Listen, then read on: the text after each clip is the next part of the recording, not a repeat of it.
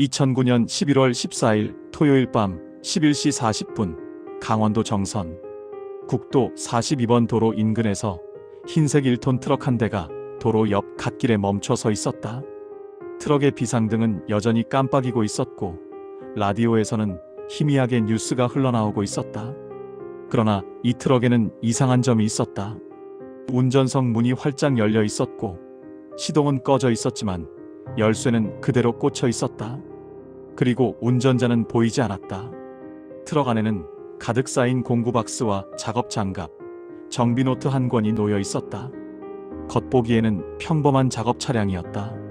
하지만 어딘가 설명할 수 없는 기이한 공기가 차량 안에 남아 있었다.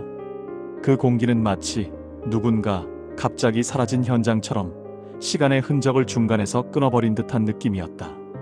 트럭을 처음 발견한 사람은 택시 기사였다. 그는 경찰에 이렇게 신고했다. 비상등이 켜진 채로 길가에 차가 세워져 있는데 운전자가 안 보이네요. 사고가 난 건 아닌 것 같지만 위험해 보여서 신고합니다. 신고를 받고 경찰이 도착했을 때 상황은 더 이상해졌다.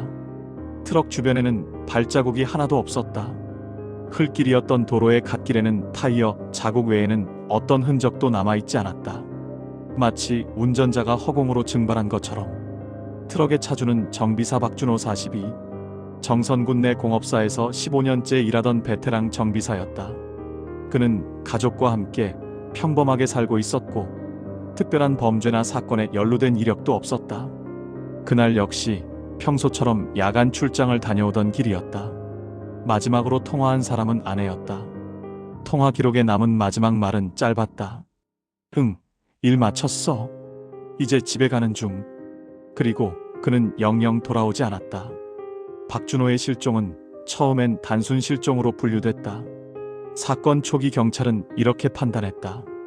야간 운전 중 사고 후 무의식적으로 이동했을 가능성 혹은 음주나 실족 가능성 검토. 하지만 그의 혈액 검사 결과 음주는 아니었다. 그리고 현장 어디에도 사고의 흔적은 없었다.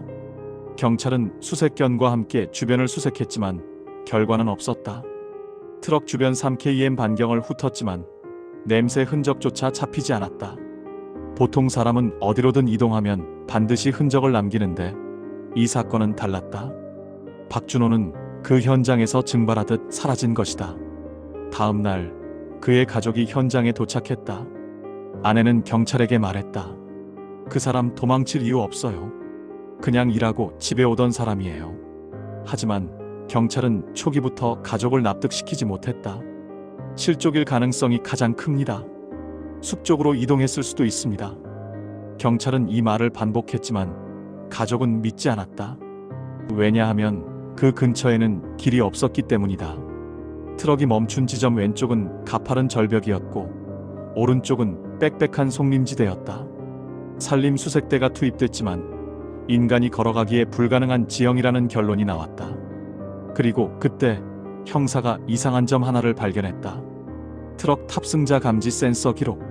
트럭의 문이 마지막으로 열린 시간은 밤 11시 32분이었다. 그리고 그 후 문이나 시트 감지 센서에는 어떠한 움직임도 기록되지 않았다.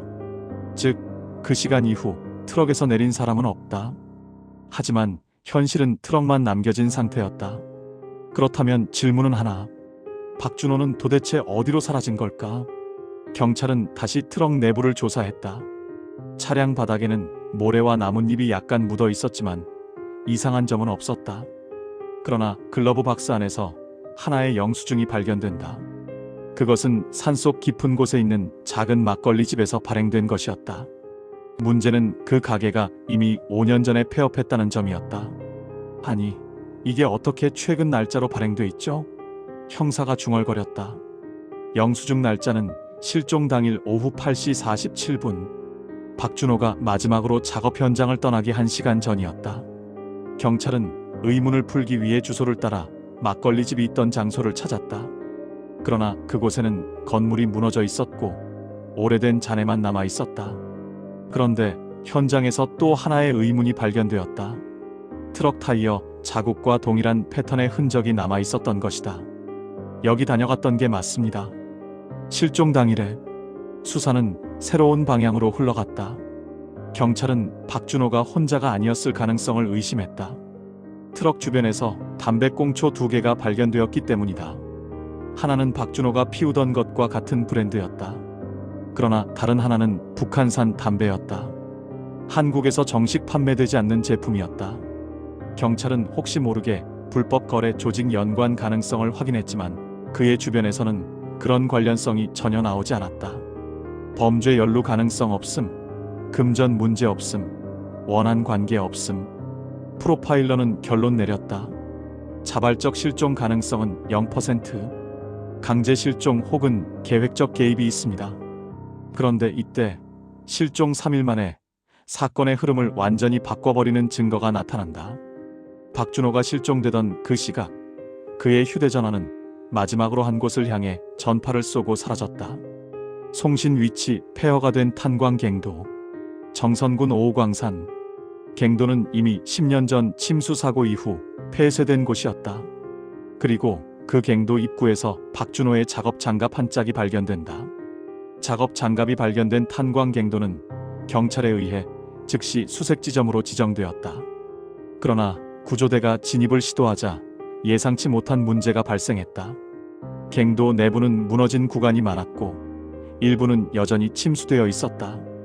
무엇보다 이상한 건 갱도 안에서 사람의 흔적이 거의 발견되지 않았다는 점이었다. 하지만 수색 2일째 갱도 깊숙한 곳에서 작업 복상의 한 벌이 발견된다. 옷주머니 안에는 박준호의 신분증이 들어 있었다. 그런데 그것보다 수사팀을 충격에 빠뜨린 것은 옷 위에 남겨진 흙 묻은 손자국이었다. 손자국은 2개였다. 하나는 박준호의 것으로 추정되었지만 다른 하나는 훨씬 컸다. 전문가가 분석한 결과 그 손자국은 박준호보다 최소 15cm는 더 큰 남성의 것이었다. 그는 혼자가 아니었다. 수사팀장은 단정했다. 그런데 이 사건은 여기서 더욱 기괴한 방향으로 흘러간다. 갱도 안에서 또 하나의 수수께끼 같은 흔적이 발견된 것이다. 구조대는 갱도 벽면에서 기괴한 표식을 반복적으로 발견했다. 3개의 선과 하나의 원. 마치 누군가 그려놓은 암호 같았다. 벽에 남겨진 흔적은 최소 18곳 이상에서 확인되었다. 범죄심리팀은 이 기호를 길 표시라고 해석했다. 누군가 갱도 안에서 의도적으로 경로를 표시해 두었다는 것이다. 그렇다면 질문은 하나. 누구를 위해? 그리고 또 다른 물증이 등장한다. 갱도 입구에서 약 500M 들어간 지점. 초코파이 상자가 발견된다. 제조일자는 실종 전날 누군가 이 갱도 안에서 생활했거나 숨어 있었을 가능성이 있었던 것이다. 하지만 그 누구도 박준호의 흔적을 더 이상 찾을 수 없었다. 그는 정말 이 갱도 안에서 사라진 걸까? 아니면 누군가 이곳으로 유인한 걸까? 갱도 수색이 계속되던 중 사건은 예기치 못한 방향으로 급전환된다. 실종 7일째 박준호의 가족에게 익명의 택배 상자가 도착한다. 보낸 사람 없음. 주소는 강원도 인근 무인 택배함. 상자를 연 순간 가족은 말을 잃었다. 안에는 박준호가 평소 쓰던 손목 시계와 함께 종이 한 장이 들어 있었다. 종이에는 단 한 문장만 적혀 있었다. 찾지 마라. 그는 선택했다. 경찰은 글씨를 분석했지만 신원 특정은 불가능했다. 하지만 수사의 방향은 여기서 갈라지게 된다. 누군가는 말했다. 자발적 실종이다. 또 누군가는 말했다. 협박이다. 그러나 가족들은 분명히 확신했다. 그 사람 스스로 사라질 사람이 아닙니다. 그날 이후 사건은 점점 더 미궁 속으로 빠졌다. 탄광갱도 입구에 CCTV를 설치해도 아무도 찍히지 않았다. 감지 센서를 설치했지만 어떤 움직임도 탐지되지 않았다. 마치 누군가 수사보다 한 발 앞서 움직이는 듯한 느낌만 남았다. 실종 4개월 후 경찰은 사건을 강제 실종 혹은 범죄 개입 가능성으로 재분류했다.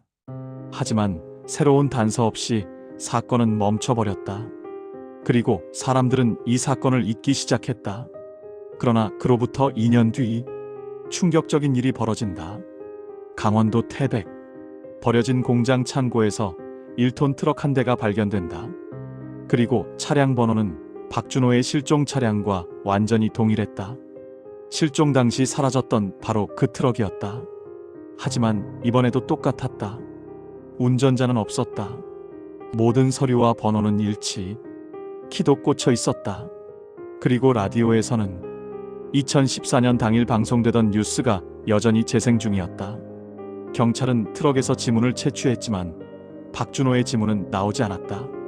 대신 의문의 타인의 지문이 여러 개 검출되었다.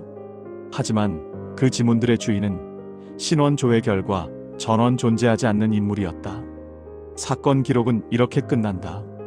미해결, 실종자 행방 불명, 사건 관련자 미상. 사람은 쉽게 사라지지 않는다.